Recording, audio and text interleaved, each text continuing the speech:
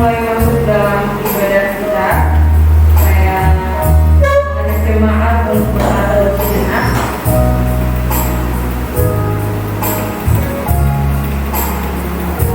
Mazmur 103 ayat 1 dari Daud. Pujilah Tuhan, hai jiwaku. Pujilah namanya yang kudus, hai segenap batinku. Pujilah Tuhan, hai jiwaku, dan jangan lupakan segala kebaikannya. Dia yang mengampuni segala kesalahanmu, yang menyembuhkan segala penyakitmu.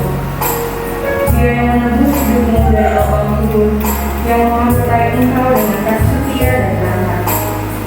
Dia yang memuaskan hasratmu dengan kebaikan, sehingga masa mudamu menjadi baru, seperti pada gunung berjalan.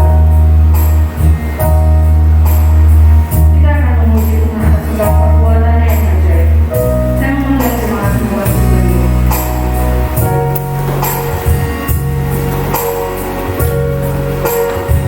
Kita menaikkan puji sebab perbuatan ajaib.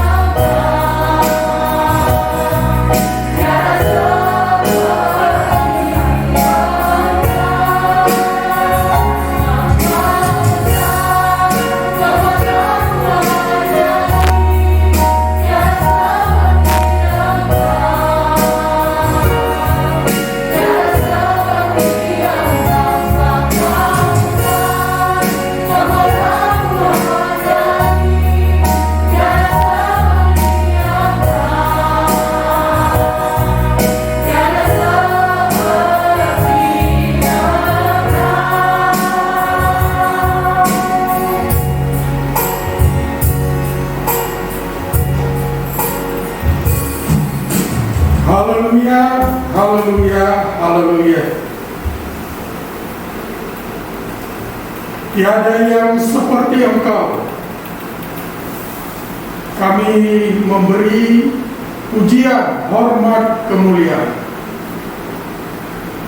Bapa, terima kasih untuk peluang anugerah yang Bapa berikan kepada kami untuk beribadah. Jumpa Tuhan melalui ibadah.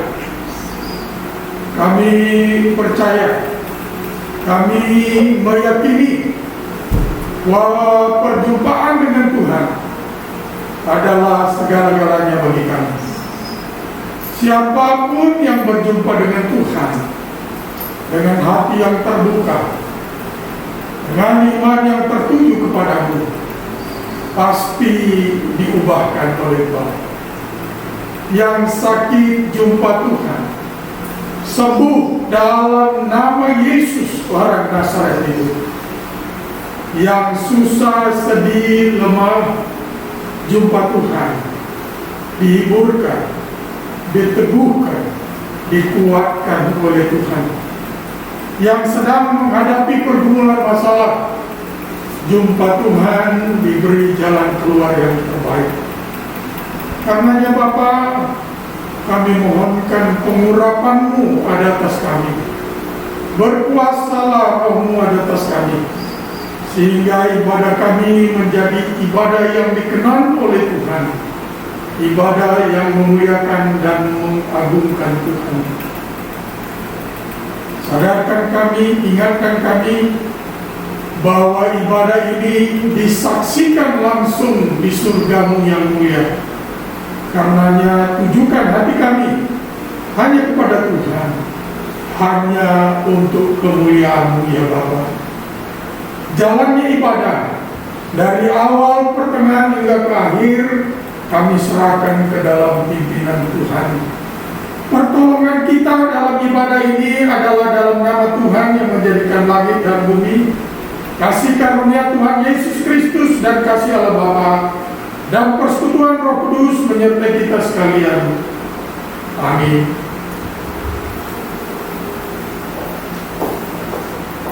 Mari bersama duduk.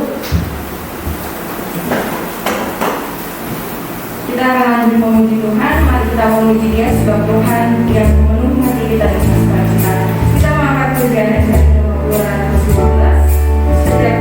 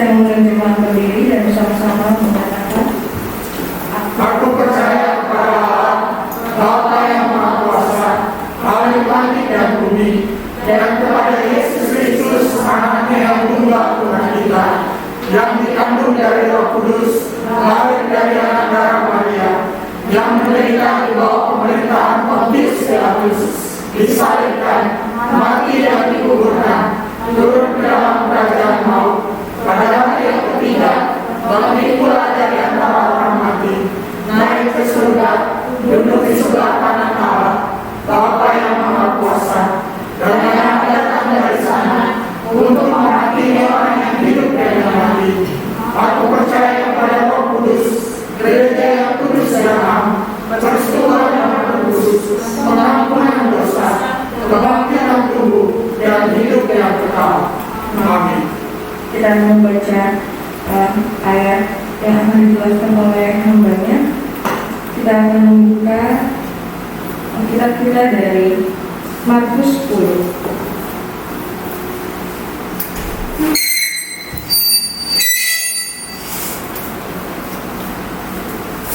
Markus 10 ayat yang ke-17 sampai 31, ada 2 perikop. Kita akan membaca secara bergantian.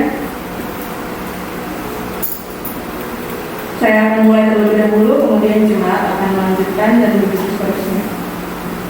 Markus 10 ayatnya yang ke-17, orang kaya suka masuk kerajaan Allah.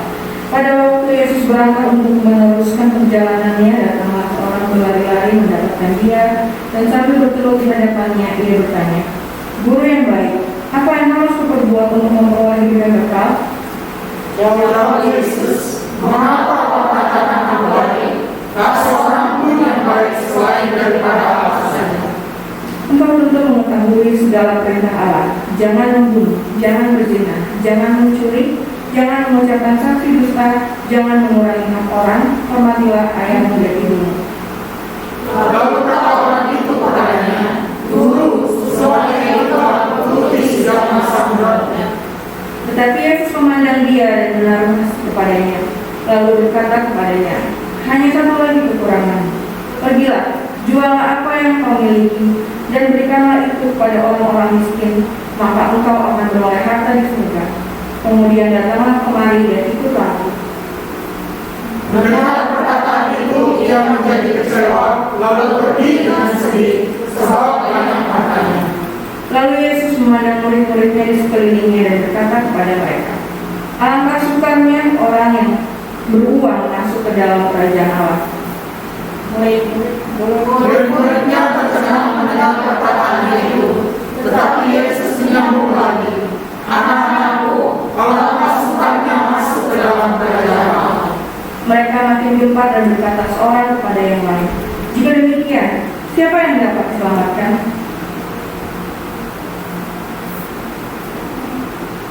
Yesus memandang mereka dan berkata, "Bagi manusia hal itu tidak mungkin, tetapi kepada demikian bagi Allah, sebab segala sesuatu mungkin bagi Allah."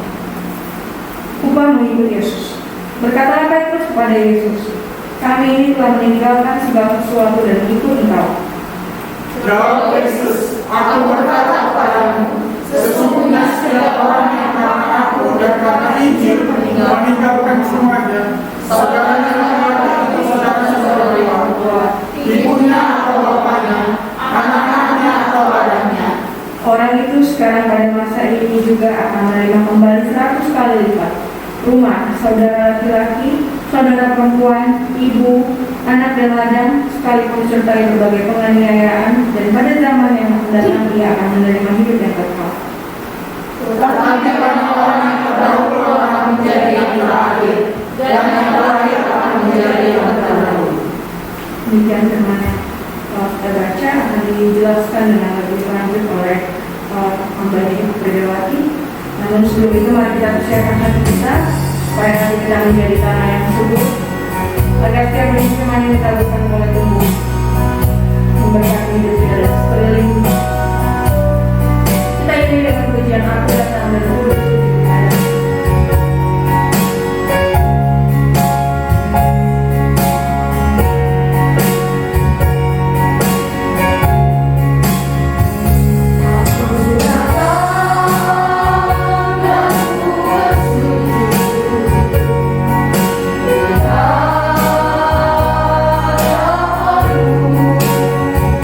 Ku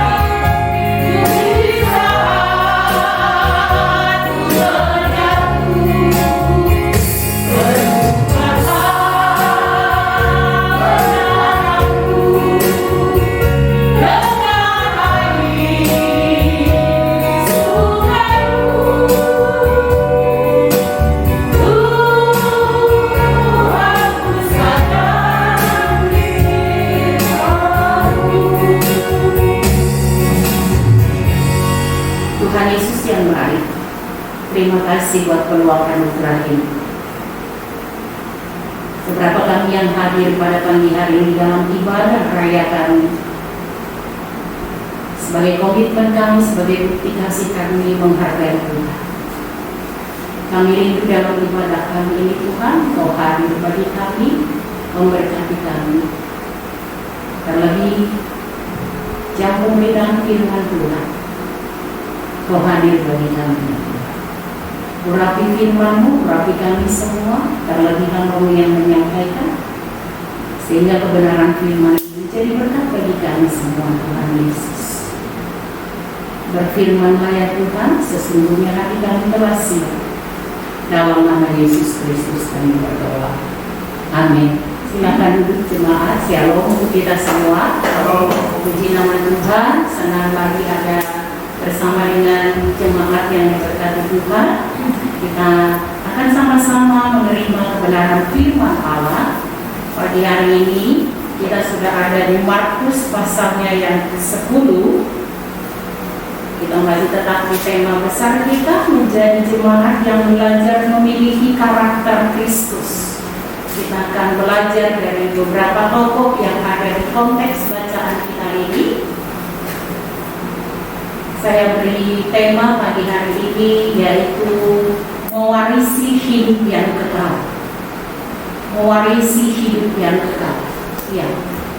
Ini tema pagi hari ini. Kita akan belajar dari tokoh dalam bacaan kita ini. Ada Yesus tentunya, ada orang kaya, ya, ada orang kaya, anak muda yang kaya, kemudian ada murid-murid Yesus itu sebagai pemeran dalam konteks ini. Sengaja saya ambil dua perikop karena menurut saya perikop ini masih berkesinambungan dibanding dengan perikop yang ada di pasal itu. Baik, mewarisi hidup yang kekal. Injil Matius, Markus, Lukas itu sangat minim membicarakan tentang hidup yang kekal. Tapi kalau di Yohanes itu sangat kuat, ya, itu sangat kuat. Nah, kenapa seperti itu? Mungkin dilatar belakangi karena menurut orang Yahudi, mereka itu secara otomatis memperoleh hidup yang kekal, ya, karena mereka adalah merasa bahwa mereka adalah umat pilihan Tuhan, karena mereka adalah keturunan Abraham, dan mereka adalah pelaku hukum Taurat, sehingga di image mereka bahwa otomatis mereka akan memperoleh hidup yang kekal. Itu yang melatar belakanginya kalau saya lihat, ya. Jadi orang Yahudi itu menganggap dirinya layak masuk kerajaan Allah, masuk surga karena mereka punya seperti yang tadi itu, predikat itu. Tetapi dalam konteks ini Yesus mengajar dan membuka mata rohani baik orang kaya maupun murid-murid Yesus, karena dalam konteks itu adalah ada di situ seorang kaya, seorang anak muda. Injil Markus mengatakan dia memang orang kaya, Injil Matius mengatakan dia orang muda, ya. Kemudian Injil Lukas itu berbicara orang yang berkuasa karena dia punya kedudukan itu. Nah, itu sudah, sehingga gambar ilustrasi saya, kalau melihat gambar ilustrasi ini rasanya wow banget gitu ya. Siapa sih yang nggak suka? Jadi disimpulkan bahwa orang ini yang datang bertemu dengan Yesus, ya, bahkan dikatakan berlari-lari bertemu dengan Yesus di ayatnya yang ke-17, adalah golongan orang kaya, betul, orang muda, betul, orang berkuasa, betul. Tetapi ada hal, nah ini yang akan kita pelajari. Dia datang kepada Yesus untuk menanyakan bagaimana saya supaya memperoleh hidup yang kekal. Ya, saya ambil tingkatnya bukan memperoleh, tetapi memperoleh ini sama dengan selevel dengan mewarisi hidup yang kekal. Itu tema makanya saya katakan. Nah, dalam perikop ini tadi sudah saya katakan ini menjadi kontrol. Ini juga orang berdebat gini. Kalau melihat konteks ini seolah-olah bahwa Tuhan Yesus tidak suka dengan orang kaya, betul ya? Nah, bahwa Tuhan Yesus tidak mau orang kaya, seolah-olahnya seperti itu, sehingga ini banyak menjadi perdebatan khususnya bagi orang-orang yang akan berdiskusi gitu. Tetapi maksud Yesus bukan itu, Itu yang akan kita pelajari. Kenapa? Realitas kehidupan, siapa sih yang tidak suka yang seperti ini? Bahkan itu doa kita, itu perjuangan kita, betul nggak? Hai anak-anak muda, mau nggak punya calon suami kaya, muda dan berkuasa? Ya, mau nggak? Jangan lihat-lihatan, pastilah menginginkannya. Kami pun orang tua menginginkan yang seperti itu ya. Kalau kelak ya saya akan bilang, saya mau punya menantu seperti itu. Itu realitas.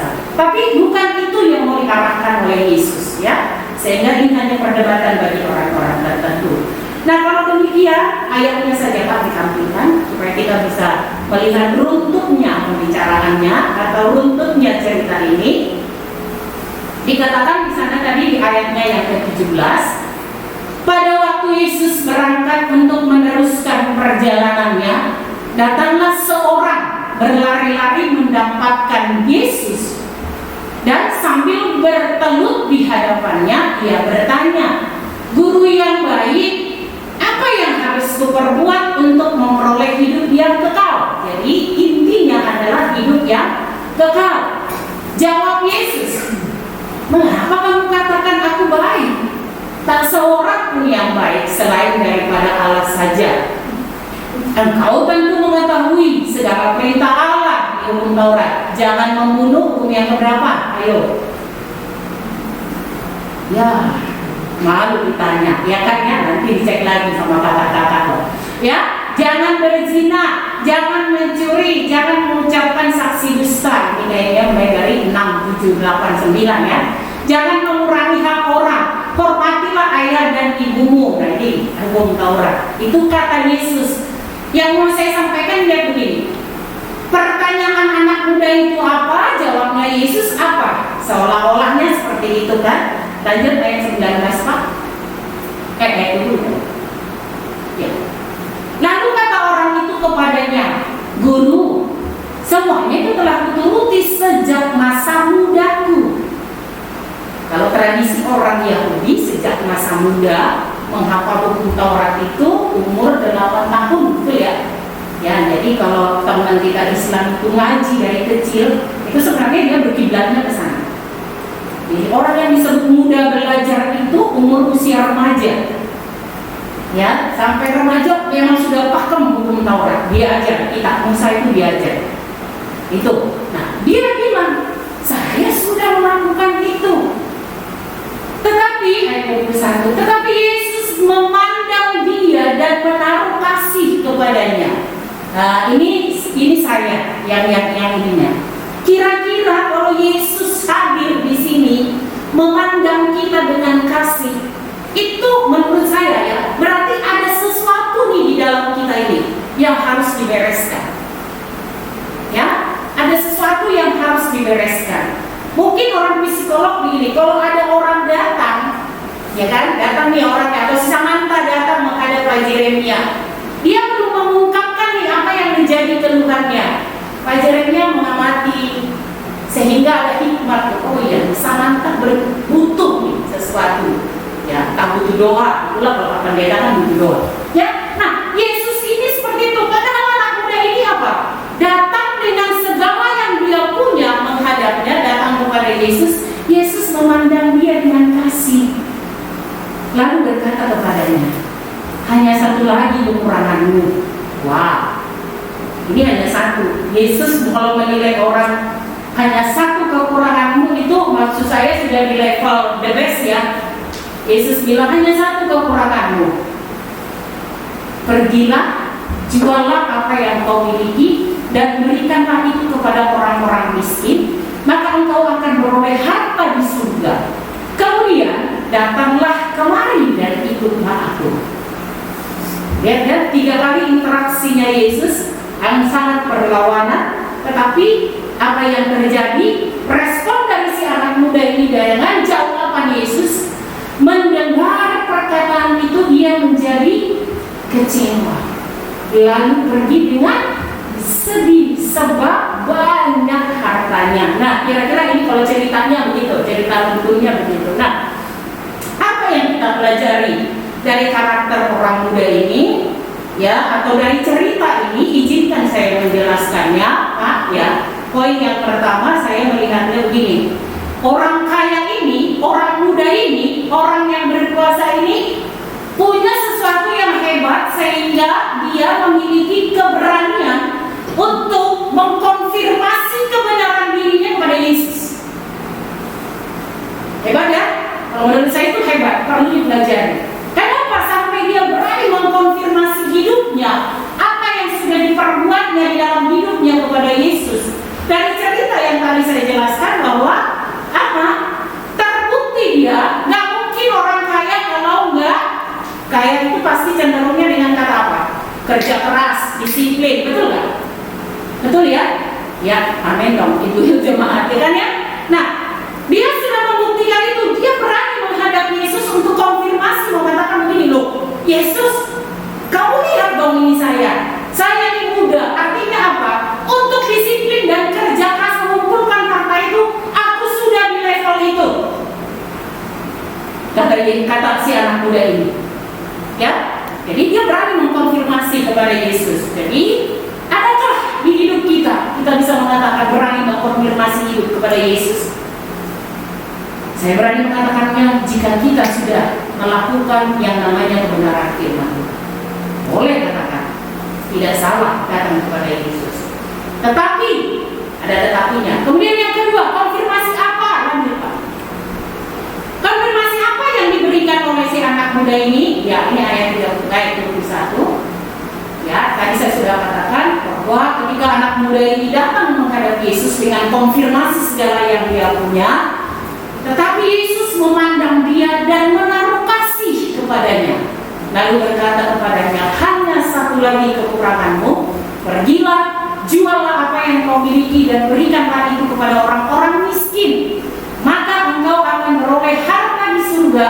Kemudian datanglah kemari dan ikutlah aku. Dua hal supaya kamu sempurna. Karena tadi dia yang bertanya, apa yang harus kuperbuat supaya memperoleh atau mewarisi hidup ya kekal? Yesus bilang, ini saja. Yang pertama apa?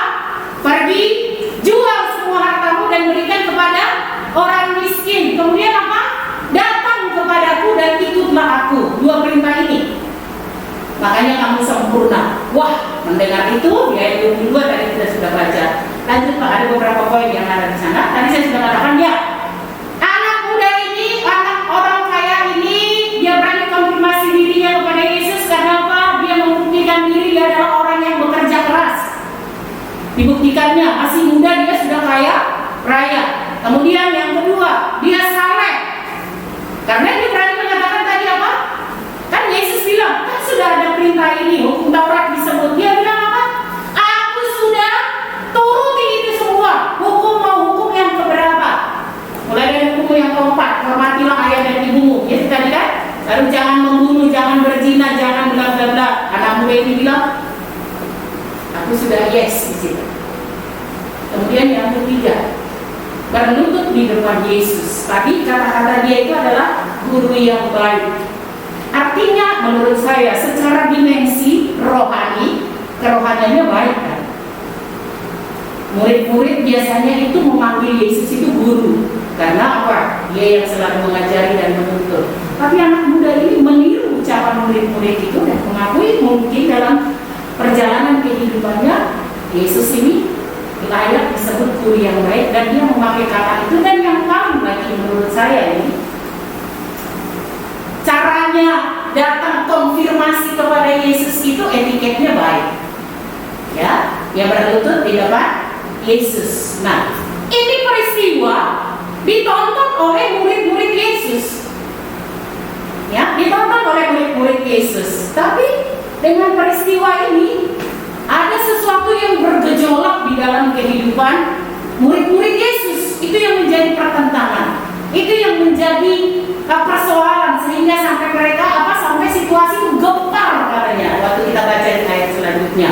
Nah, apa makna rohani dari hal ini? Saya mengatakan begini, mungkin menurut kita seperti yang tadi saya katakan, orang pikir begini dengan membaca konteks ini seolah-olah Yesus tidak suka dengan orang kaya, Yesus tidak suka dengan kekayaan. Bukan.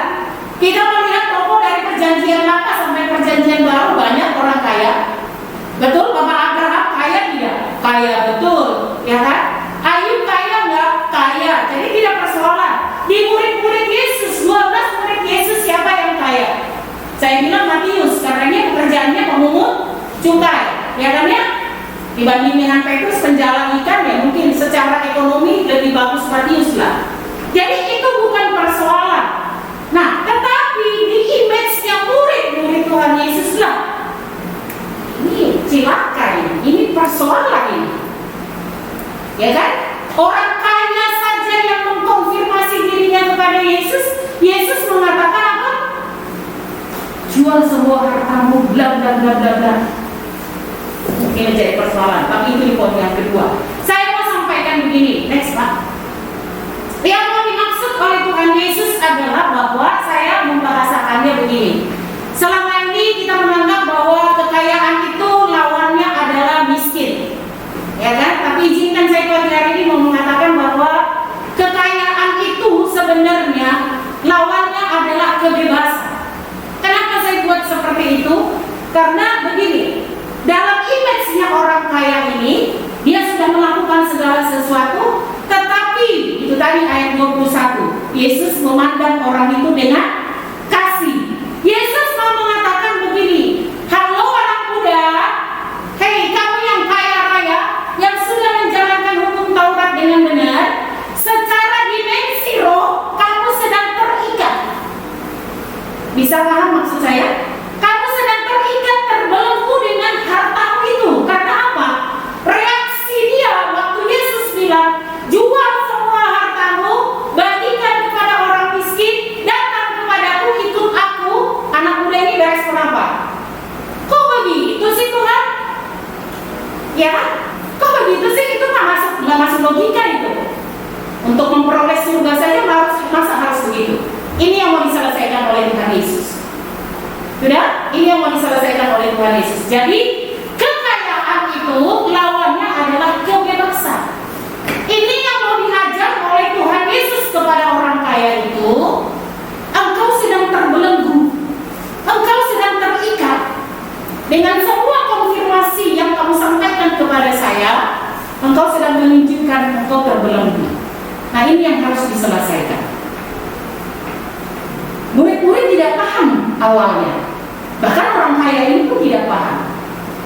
Nah, jadi kalau demikian, jemaat yang diberkati oleh Tuhan, kita yang hadir di sini, satu prinsipnya, Tuhan Yesus bukan tidak suka dengan orang kaya. Tuhan Yesus bukan tidak ingin kita menjadi kaya. Tidak ada di konteks ini tidak seperti itu. Tetapi yang mau disampaikan adalah keterikatanmu dengan hartamu, keterikatanmu dengan kekuranganmu. Saya menafsirkannya begitu. Ya, kalau ini orang kaya, itu kekayaannya yang membelenggu dia. Hatinya ada di hartanya. Karena memang ada firman Tuhan mengatakan begitu. Di mana ada hartamu, di situ hatimu berada. Begitu kan ya? Nah, tapi saya mau sampaikan begini, bahwa Tuhan Yesus sedang mau menyampaikan, ketika kau mengkonfirmasi sesuatu kepada saya mengecek and recheck. Konfirmasimu itu apakah di level standar atau memang di level yang seperti ini? Menurut kita anak muda ini, orang kaya ini tidak salah kok, ya kan? Sehingga sampai dia berani. Tapi Yesus mau mengatakan, kamu sedang terikat, kamu terbelenggu. Itulah anak muda ini terbelenggu dengan kekayaannya, kedudukannya mungkin, kegantengannya mungkin, ya kan ya? Nah, sampai saya punya persepsi juga seperti itu. Apa yang membelenggu kita dalam kehidupan kita ini, sehingga kita tidak bisa mewarisi kerajaan Allah? Saya yakin bahwa ketika kita memperoleh atau menerima Yesus sebagai Tuhan dan Juru Selamat, nama kita sudah terdaftar di dalam buku kehidupan. Tetapi dalam prakteknya kita mewarisi nggak hidup yang kekal itu di dalam kehidupan kita? Orang yang mewarisi kehidupan yang kekal itu ya seperti anak muda ini. Lalu anak-anak muda bisa mengerti maksud saya. Nah, mungkin kamu bilang begini, ya saya sih nggak kaya, tapi dengan baik-baik. Apa yang membelenggu? Mungkin kemalasan yang membelenggu, ya kan? Kalau kebodohan itu bisa diasah, betul nggak? Karena Tuhan mengatakan bahwa di Kejadian semua ciptaan Tuhan itu sempurna. Jadi buat saya tidak ada yang bodoh. Ya, kalau dalam intelijensi inteligensi, dalam EQ, dalam IQ, dalam SQ, itu semua kita bisa belajar. Udah, itu diasah. Nah, tetapi seringkali ini paradigma. Ya sudah dari sananya begitu. Waduh. Nah, ini yang mau disampaikan oleh Yesus. Keterikatanmu di mana? Bayangkan orang kaya ini aja, menurut Yesus dia masih terikat. Dia terbelenggu, apalagi kita yang tidak punya apa-apa. Sadarkah kita bahwa kita terikat? Terikat oleh kebodohan, terikat oleh kemalasan, terikat oleh mengatakan, ya sudah, saya kan nggak bisa. Yesus tidak menginginkan itu. Itu yang mau diajar. Bisa terima firman hari ini, pagi hari ini, Bapak Ibu Jemaat? Ini yang mau disampaikan. Nah, itu peristiwa yang pertama. Tuhan Yesus berkata sangat jelas. Karena anak muda ini bilang, guru yang baik, apa yang harus saya perbuat supaya saya memperoleh hidup kekal itu? Betapa bernilainya hidup yang kekal itu. Ya, betapa luar biasanya hidup yang kekal itu. Harta dia punya, kekuasaan dia punya, kegantengan dia punya, tetapi ada yang kosong. Bisa? Tapi puji Tuhan, kalau menurut saya, dia sudah kaya, berkuasa, ganteng, hebat, segalanya, dia masih datang kepada Yesus.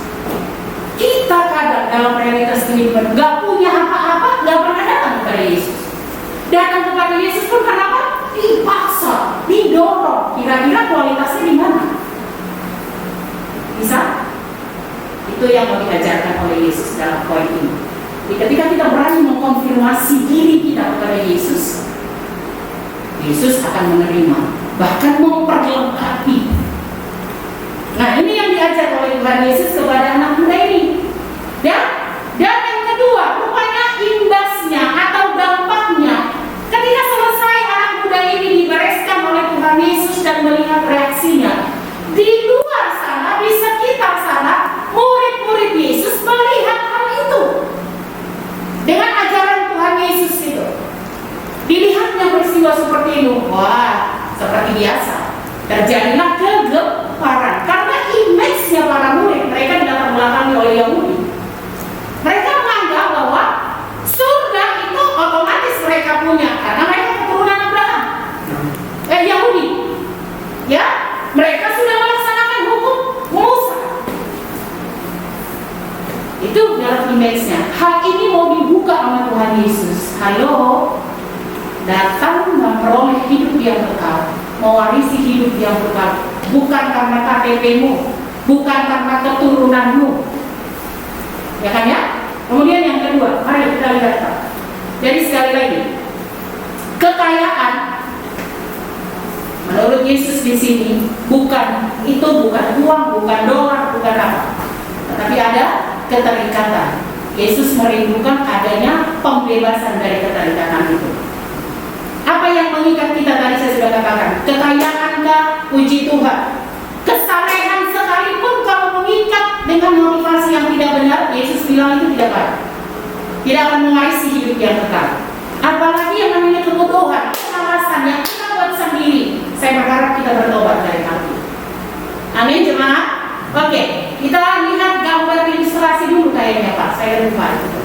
Gambar ilustrasi ini. Sebenarnya ini agak ini. Jadi katanya di India, ini katanya saya cuma lihat saja di saksi saja. Di India untuk menangkap monyet yang banyak, ya, dikasih jebakan. Ya, di Indonesia saya nggak tahu bagaimana cara menangkap monyet, kayaknya nggak juga ya. Nah, mereka kelabui, dibikin di batok kelapa, ini sebenarnya batok kelapa. Di batok kelapa itu dikosongin, terus ditaruh beras. Ya, terus monyet ini biasanya dianya lubang ada putih-putih, nah biasanya itu pasti dia akan lari dan bersemangat untuk mengejarnya. Dimasukkannya tangannya, digegapnya beras. Ya, nah waktu ditarik apa yang terjadi?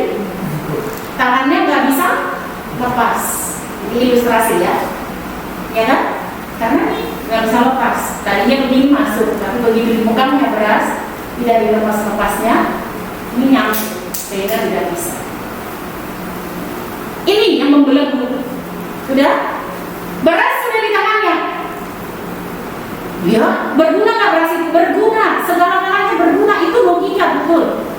Tapi Yesus katakan mereka bilang, ayo cepat, sudah ada musuh, kau keluar dari situ.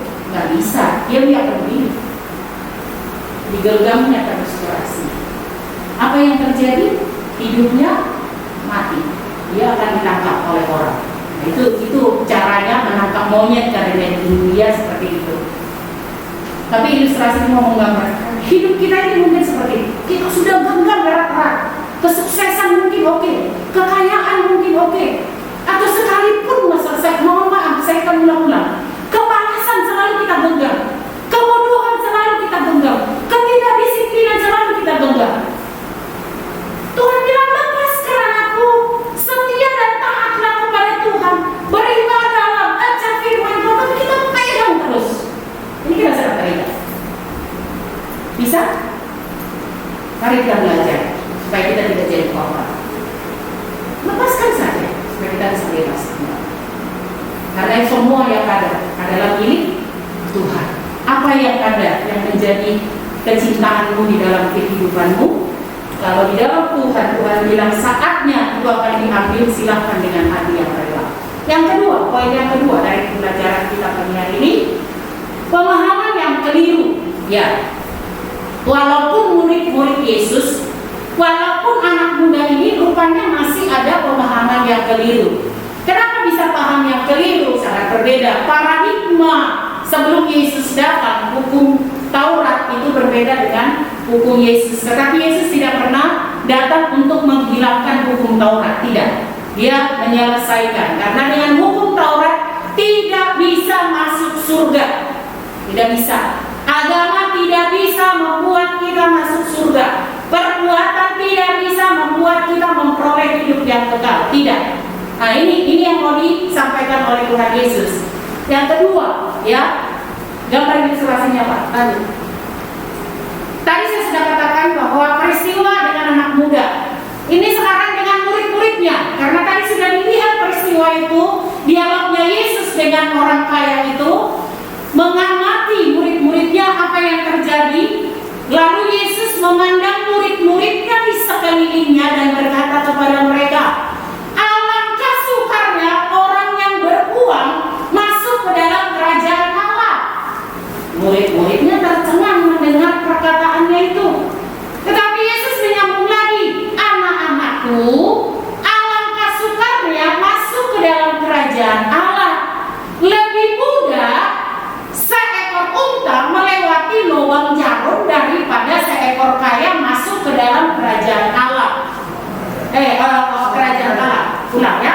Lebih mudah seekor unta melewati lubang jarum daripada seorang kaya masuk ke dalam kerajaan Allah. Ini bahasa teologisnya Tuhan Yesus ini. Murid-murid langsung bereaksi. Di sini bukan letterhead ya. Lubang jarum, bukan jarum yang biasa. Bukan. Ini hanya gambaran. Setuju? Ya. Bahwa di Yerusalem itu ada pintu khusus, gitu. Kan ada pintu utama di gedungnya. Itu biasanya kalau udah ditutup pintu utama, ada pintu kecil.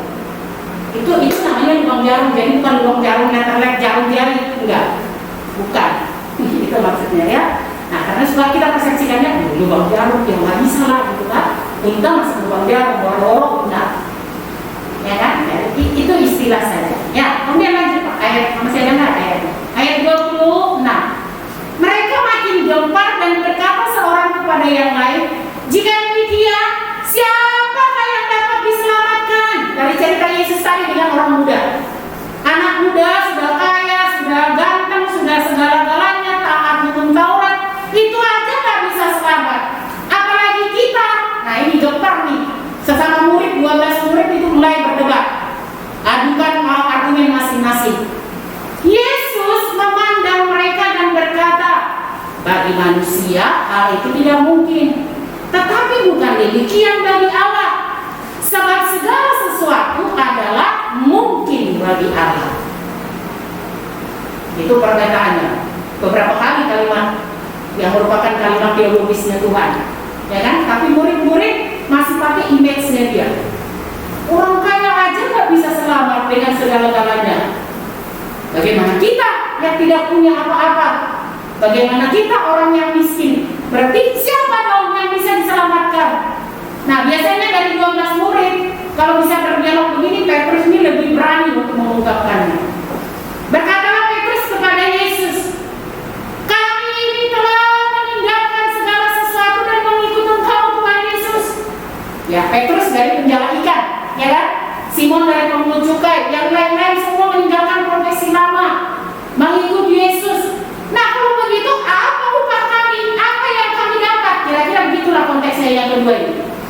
Sehingga mereka memiliki pemahaman yang keliru. Yesus bilang begini, karena murid-murid sangat jelas tadi, kalau begitu siapa yang dapat diselamatkan, Tuhan Yesus? Yesus bilang, jawab begini, dengar baik-baik. Keselamatan terjadi bukan karena perbuatan baikmu. Amin. Keselamatan itu hanya anugerah. Jadi bukan karena kau berbuat baik, karena kau kaya, karena kau begini, karena kau saleh, karena kau begini. Itu tidak menjadi jawaban atau jaminan engkau memperoleh hidup yang kekal. Ini mau diajar oleh Yesus. Pemahaman murid-murid keliru diluruskan oleh Tuhan Yesus. Emangnya kalau kamu miskin, seolah-olah miskin di hadapan Tuhan terus kau bilang otomatis masuk surga? Enggak. Atau sebaliknya orang kaya? Enggak. Keselamatan itu bukan karena perbuatan baikmu. Itu yang mau dites oleh Tuhan. Kemudian yang kedua, profesimu itu, ya kan? Profesimu itu mungkin yang lama. Kalau profesi lama, kamu akan memperoleh upah mungkin secara materi, secara apa. Tetapi di dalam Yesus, ketika engkau memberikan hidupmu sepenuhnya kepada Tuhan, upahmu pasti ada. Jadi jangan ribut dengan upah. Itu yang mau dikonfirmasi oleh Tuhan. Jadi pemahaman-pemahaman ini yang mau diselesaikan oleh Tuhan Yesus. Kemudian Yesus mengatakan, saya tidak anti dengan orang kaya, ya kan? Dan juga jangan menganggap dirimu nih, orang Yahudi saat itu, orang-orang mereka, kelompok-kelompok mereka, menganggap diri mereka kalau sudah dimiskinkan, itu otomatis bisa memperoleh hidup yang kekal. Enggak, Yesus sedang mengatakan itu. Kau miskin, kau kaya, kalau kau terbelenggu di situ, kau harus dilepaskan. Ini pemahaman-pemahaman yang keliru yang harus diselesaikan oleh Tuhan Yesus. Next, Pak, ada lagi. Nah, gambar ilustrasi ini. Jadi, pemahaman yang keliru itu diselesaikan oleh Tuhan Yesus. Harta dan hatimu ada di neraca itu. Tinggal kau mau ngapain? Yang mana yang terberat? Hatimu kah atau hartamu kah? Di mana hatimu berada? Yesus bilang, tinggal memilih. Itu pilihan. Ini yang mau dijelaskan Yesus kepada murid-murid Tuhan Yesus. Karena mereka bilang, wah, orang kaya saja gak bisa memperoleh mewarisi hidup yang kekal, apalagi kita. Siapa yang akan diselamatkan dong kalau begitu? Berani sekali mereka mengatakan. Tetapi itu untuk membuktikan dirinya, mereka memiliki pemahaman yang keliru. Sehingga Yesus membereskan pemahaman mereka yang keliru. Ya, jadi gitu. Yang ketiga, Pak, pembelajaran apa yang kita peroleh dari konteks ini? Ya, konfirmasi Yesus sangat jelas. Kita akan baca sama-sama ayatnya yang ke-29 sampai 31. 2, 2, 3 ya. Jawab Yesus, aku berkata kepadamu, sesungguhnya setiap orang yang karena aku dan karena Injil meninggalkan rumahnya, saudaranya laki-laki atau saudaranya perempuan, ibunya atau bapaknya, anak-anaknya atau ladangnya, ayat 31, 2, 3 ya. Orang itu sekarang pada masa ini juga akan memperoleh kembali 100 kali lipat rumah, saudara laki-laki, saudara perempuan, ibu, anak, dan ladang, sekalipun disertai berbagai penganiayaan. Dan pada zaman yang akan datang, ia akan menerima hidup yang kekal. Jadi siapa yang menerima hidup yang kekal? Ayat 29 dan ayat 30. Itu yang diajar oleh Tuhan Yesus. Itu konfirmasi dari Yesus yang benar. Murid-murid ribut, ya kan? Upah kami apa dong? Kami dapat apa? Mengikut Yesus. Kami sudah tinggalkan hidup kami sudah tinggalkan keluarga kami sudah tinggalkan profesi kami. Apa yang kami Konfirmasi Yesus sangat jelas. Kalau karena aku, karena Yesus, dan karena Injil, engkau sampai meninggalkan rumahmu, anak-anakmu, dan bla bla bla bla, janji firman Tuhan tiada aman. Engkau akan memperoleh 100 kali lipat. Ini yang disampaikan oleh Tuhan Yesus. Tetapi anak muda itu udah keburu kadung pergi, dia ngambek, ya kan? Ya kan? Kadung pergi dia. Ini yang dijelaskan oleh Yesus kepada murid-murid. Ini loh paradigma yang baru itu begini. Konfirmasi Yesus kepada murid-murid yang benar. Saya buat gambar ilustrasi di sana. Nah, uang kah atau Yesus? Sama dengan yang tadi. Hatinya kah atau kekayaannya? Ini konfirmasi dari Yesus sangat jelas. Bisa jemaat yang diberkati oleh Tuhan? Jadi oleh karena itu ayat 31 kembali Pak, yang terakhir. Kita baca sama-sama 1, 2, 3 ya. Tetapi banyak orang yang terdahulu akan menjadi yang terakhir, dan yang terakhir akan menjadi yang terdahulu. Nah ini yang mau disampaikan oleh Tuhan Yesus. Kalau pemahamannya masih keliru, maka yang terjadi adalah seperti itu. Menurut informasi, yang terdahulu dalam kerajaan Allah itu adalah orang yang setia mencintai Tuhan. Tadi dikatakan walaupun dalam berbagai-bagai penganiayaan, ya kan? Jadi hidup mengikuti Yesus bukan tidak ada masalah. Saya berulang kali saya katakan hidup dengan Yesus, saya tidak setuju bahwa tidak akan ada masalah. Tidak. Tetap ada. Walaupun disertai berbagai penganiayaan, bukan satu penganiayaan.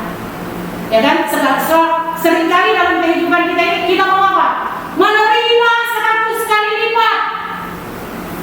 Punya iman seperti itu, amin. Saya juga setuju seperti itu. Tetapi untuk sampai ke sana Yesus mengizinkan apa? Berbagai penganiayaan. Dan pada zaman yang akan datang ia akan menerima hidup yang kekal. Nah konsep ini yang dibangun oleh Tuhan Yesus. Orang inilah yang disebut dengan orang yang punya pemahaman, yang punya paradigma, yang punya konsep. Inilah orang yang mewarisi hidup yang kekal. Bukan siapa-siapa. Karena ini firman disampaikan oleh Yesus bukan kepada orang yang baru percaya kepada Yesus, bukan. Ini orang-orang yang sudah mengikuti Yesus. Bahkan dikatakan menjadi murid-murid Tuhan Yesus. Nah, yang terakhir dalam kerajaan Allah katanya nanti adalah orang yang mencintai uang. Karena kita mengatakan cinta uang adalah akar segala kejahatan. Itu katanya. Kenapa ayatnya ke-31? Tetapi banyak orang yang terdahulu akan menjadi yang terakhir, dan yang terakhir akan menjadi yang terdahulu. Jadi konsep lamanya harus diubah. Jangan dibelenggu oleh konsep lama itu. Jangan terikat oleh konsep lama itu. Tetapi terikatlah oleh kebenaran yang disampaikan oleh Tuhan Yesus bahwa memperoleh hidup yang kekal, mewarisi hidup yang kekal, bukan karena perbuatanmu, bukan karena kekayaanmu, tetapi hatimu. Amin. Hatimu. Ketika hatimu sungguh-sungguh, maka engkau akan didapati menjadi orang kaya, menjadi anak muda yang berprestasi, menjadi orang yang berkuasa dengan benar. Itu. Jadi kalau belum sampai ke situ, mari kita sama-sama juallah, pergilah, juallah semua hartamu itu, berikan kepada orang miskin. Itu sangat fatal menurut realitas kehidupan kita. Tetapi Yesus merindukan hal itu di dalam kehidupan kita. Karena apa? Praktek kasih yang dirindukan oleh Tuhan Yesus ketika kita melayani orang miskin. Ketika kita melayani orang miskin, ketika kita bisa mengambil kesetaraan kita dengan orang yang terhina, ketika kita bisa berempati dengan orang yang paling hina, itulah praktek kasih yang dirindukan oleh Tuhan Yesus di dalam kehidupan setiap kita orang yang percaya. Jadi sekali lagi saya ingatkan, yang terdahulu dalam kerajaan Allah adalah yang didapati sampai sahabat hambaku yang setia, karena dia mencintai Tuhan sampai di akhir hidupnya. Dan yang terakhir dalam kerajaan Allah katanya, yaitulah orang yang mencintai uang. Ya, memiliki uang tidak salah. Saya sekali lagi, konteks ini tidak berbicara Yesus tidak menentang orang kaya. Ya, Yesus tidak menentang orang yang memiliki harta yang tidak. Tetapi Yesus menentang kalau harta mengikat engkau, maka engkau akan dibebaskan dulu terlebih dahulu. Itu yang disampaikan oleh Tuhan Yesus. Demikian firman Tuhan untuk kita pagi hari ini. Kiranya ini menjadi berkat bagi kita. Tuhan Yesus memberkati. Kita berdoa. Bapa yang baik, terima kasih Kau telah menyapa kami melalui kebenaran firman Tuhan dalam ibadah. Mungkin hamba-Mu tidak jelas untuk menjelaskan sedetail mungkin atau untuk berbahasa yang dapat kami mengerti, tapi hamba-Mu mohon Tuhan, remahkan kebenaran firman Allah dalam hati kami, mewarisi hidup yang kekal. Itu adalah janji kebenaran bagi setiap kami. Ketika kami didapati adalah orang-orang yang terlepas dari belenggu. Terima kasih Tuhan Yesus. Jauh lebih dalam Engkau berbicara bagi kami. Engkau mengetahui siapa kami yang ada di sini. Tuhan yang meremakan di dalam kehidupan. Dan oleh Roh-Mu kami didapati melakukan kebenaran firman Tuhan di dalam kami. Kiranya hidup kami, hidup yang senantiasa memperoleh anugerah dan mewarisi hidup yang kekal. Terpujilah Engkau Bapa yang baik, hamba berhenti berbicara, tetapi Roh-Mu senantiasa meremakan di dalam hidup kami. Dalam nama Tuhan Yesus Kristus kami berdoa. Amin. Saya kembali.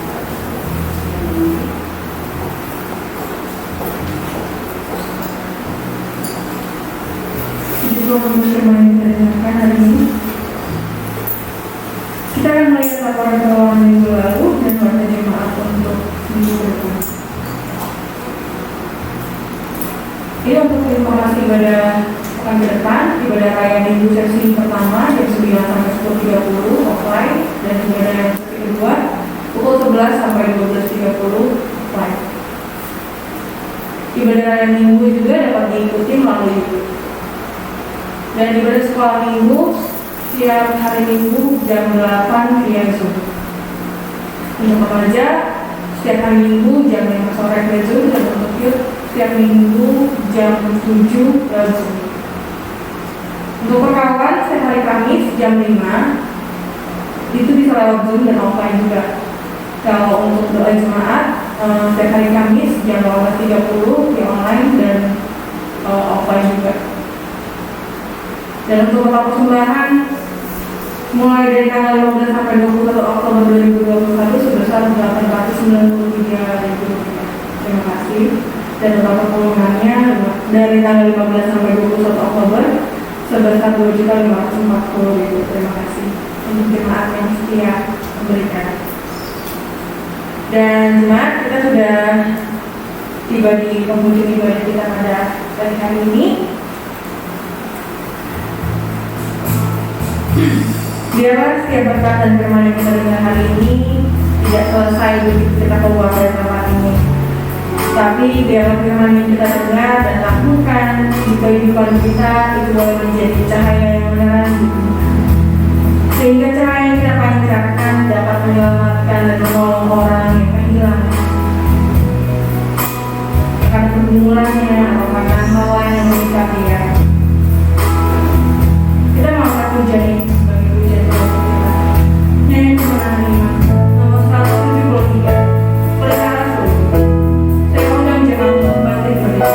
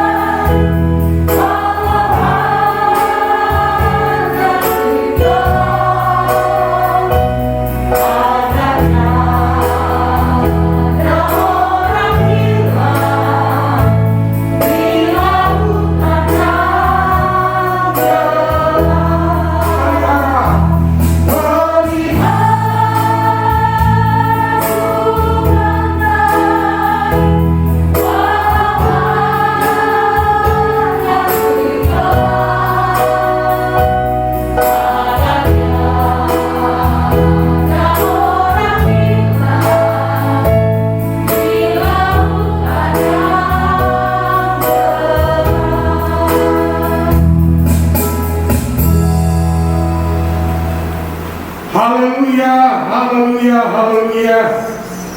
Bapa, terima kasih seluruh rangkaian ibadah kami. Bapa sudah memimpin dan kami semua sudah diberkati oleh Tuhan. Kami sudah disapa oleh kebenaran firman-Mu mengenai konsep yang benar untuk menerima hidup yang kekal. Terima kasih Tuhan. Pada saat ini kami akan menaikkan syafaat kami di hadapan-Mu. Urapi kami, urapi doa kami, urapi pribadi keluarga yang kami bawa dalam doa di hadapan-Mu. Pada saat ini secara khusus kami mendoakan Bapak Yosua Suwarno yang terbaring di rumah sakit dalam perawatan. Tuhan, kami bawa dia menghadap Tuhan. Tubuhnya rumah-Mu, milik-Mu, Engkau yang menciptakannya, dan tubuhnya adalah tempat Roh-Mu hidup dan berkarya. Karenanya kami mohonkan Tuhan memulihkan, Tuhan menyembuhkan, Tuhan menyehatkan, sehingga melalui tubuhnya, ya Tuhan yang sehat, yang pulih, yang kuat kembali, Roh-Mu mendiaminya, berkarya melalui kehidupannya. Demi nama Yesus, kami serahkan Pak Yosua Suwarno ke dalam tangan kemahakuasaan Tuhan. Jadilah seperti yang Engkau kehendaki dalam hidupnya. Yehova Rafa, penyembuh yang ajaib, jadilah sembuh dalam nama Yesus, sehingga dia dapat bersaksi bahwa Tuhan yang disembahnya adalah Tuhan yang hebat, yang selalu peduli akan hidupnya. Tuhan Yesus, kami membawa orang tua kami di dalam jemaat-Mu di tempat ini, Bapak Yusuf Batu dan Ibu ya Tuhan, Oma Tutuarima. Kami mendoakan juga ya Tuhan Mbak Tarno. Kami mendoakan Pak Yusuf Batu ya Tuhan dan Ibu Yuliana. Kami membawa ya Tuhan Ibu Deborah dengan Pak Paulus. Kami membawa ya Tuhan Oma Medi. Kami membawa semua orang tua yang ada di dalam jemaat ini menghadap Tuhan. Tuhan Yesus, bukan kami, tapi Engkau yang berfirman bahwa sampai memutih rambut kami, Engkau tetap Dia yang menggendong kami.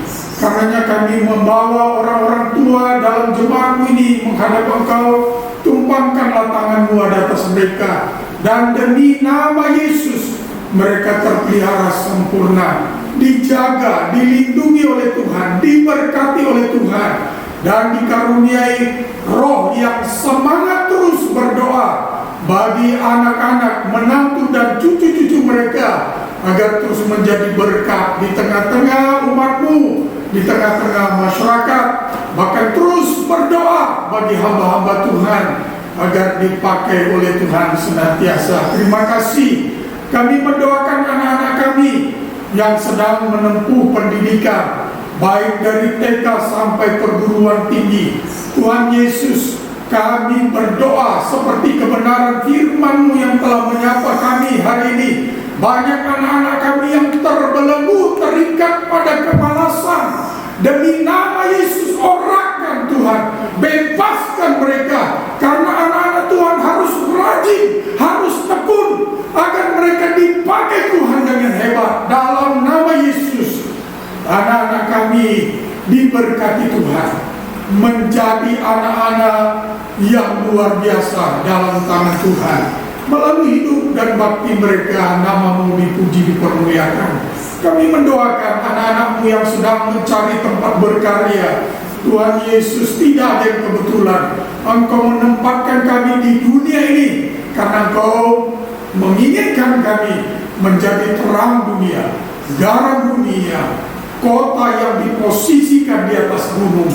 Karenanya kami berdoa Bapa, dalam nama Yesus, Tuhan tuntun arahkan anak-anak kami yang belum mendapatkan tempat berkarya. Dalam nama Yesus, mereka berkarya oleh karena Tuhan yang menempatkan mereka sesuai dengan rancangan-Mu yang sudah berkarya ya Tuhan, baik sebagai pegawai negeri, pegawai swasta, wirausahawan, wirausahawati, apapun yang dikelola tangan mereka bagi kemuliaan Tuhan. Kami berdoa Bapa dalam nama Yesus, berkati dengan segala berkat yang terbaik dari surga. Buat mereka berhasil, karena mereka akan menjadi berkat bagi banyak orang, bagi banyak bangsa, bagi kemuliaan Tuhan. Kami berdoa Bapa dalam nama Yesus, Sang Immanuel menyertai mereka dimanapun mereka berada, berusaha, berkarya. Kami percaya hikmat Tuhan turun atas mereka, sehingga mereka berhasil dan mempermuliakan nama Tuhan. Kami mendoakan ya Tuhan, pemerintah kami, mulai dari presiden, wakil presiden, para menteri, gubernur, bupati, wali kota, camat, lurah, RW, RT, pemimpin-pemimpin di legislatif, pemimpin-pemimpin di yudikatif, pemimpin-pemimpin ormas, pemimpin-pemimpin parpol, pemimpin-pemimpin non-formal. Kami berdoa dalam nama Yesus, Tuhan mengkondisikan oleh roh takut akan Tuhan, sehingga apapun keputusan yang mereka ambil adalah sesuai dengan kehendak-Mu. Karena kami percaya bangsa ini milik-Mu Tuhan, kerajaan-Mu datang, kehendak-Mu jadi di Indonesia seperti di surga. Karenanya Bapa, kami menyerahkan diri untuk digembalakan oleh Tuhan. Tuntunlah kami semua ke padang yang berumput hijau, ke mata air yang tenang. Segarkanlah jiwa kami. Saudara yang terkasih, arahkanlah pandangan-Mu kepada Imam Agung kita Tuhan Yesus Kristus, Raja di atas segala raja. Lalu imanilah Dia, tadahkanlah tangan-Mu dan terimalah janji berkat-Nya. Tuhan memberkati engkau dan melindungi engkau. Tuhan menyinari engkau dengan wajah-Nya dan memberi engkau kasih karunia. Tuhan menghadapkan wajah-Nya kepadamu dan memberi engkau damai sejahtera. Kiranya damai sejahtera dari Bapa kita yang di surga, kasih yang kekal dari anaknya Yesus Kristus, persekutuan yang manis dengan pribadi Roh Kudus ada menyertai kita siang hari ini hingga Maranatha. Yesus datang kembali menjemput saleh-salehnya, surga dan bumi. Surga dan bumi, pujilah Allahum sumber kurnia. Seluruh makhluk puji-Mu. Sang Bapa, Anak, Roh Kudus.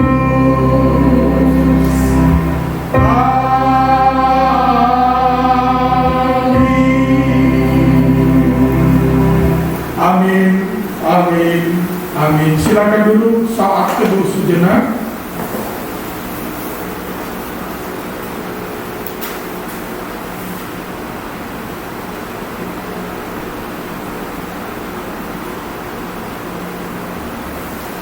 Selamat hari Minggu. Tuhan Yesus memberkati kita semua. Salam sehat.